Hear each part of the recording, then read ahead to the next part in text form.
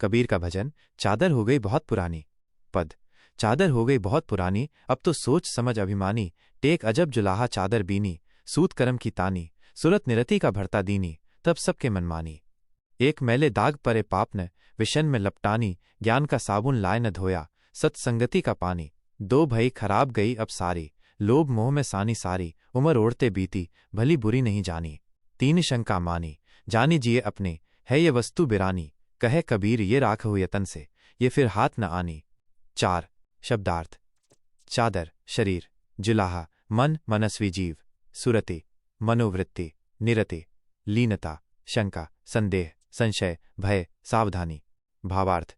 हे जीव, अनादिकाल से शरीर चादर ओढ़ते ओढ़ते ये बहुत पुरानी हो गई है। इसके ओढ़ने की तेरी तृष्णा अभी भी नहीं मिट रही है। हे मिथ्या देहाभिमानी, अब तो इसकी असारता और दुखरूपता को समझ और इससे छूटने के लिए विचार कर। यह मनस्वी जीव अद्भुत जुलाहा है।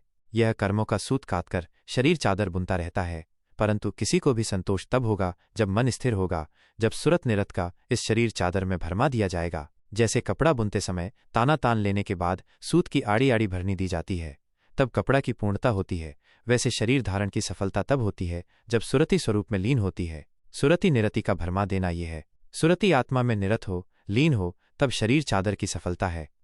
इस शरीर तथा मन की चादर में विषयासक्ति जनित पाप एवं मलिनता के दाग लगे हैं, क्योंकि हम सदैव विषयों में ही लिपटे रहे हैं। हमारी ये भयंकर असावधानी रही है कि हम स्वरूप ज्ञान रूपी साबुन सद्गुरु से लेकर सत्संग के पानी में उसे नहीं धोए। यह शरीर चादर खराब होती गई। काम क्रोध लोभादि में सनकर ये पूरी की पूरी चौपट हो गई।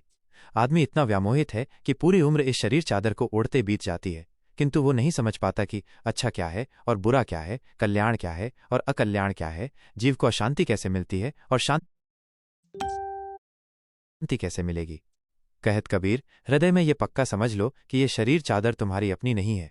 ये विजाती है, नाशवान है, इसलिए सावधान हो जाओ। कबीर देव कहते हैं कि इसको साधना से संयमित रखो तो शांति का मीठा फल मिलेगा। खबरदार, ये आजकल में खो जाएगी, फिर हाथ लगने वाली नहीं है। विशेष, यह स्वस्थ शरीर और यह प्रकृति की सुविधाएं आजकल में छिन जाने वाले हैं। शीघ्र अपने मन इंद्रियों पर संयम कर अपना कल्याण कर लेना चाहिए।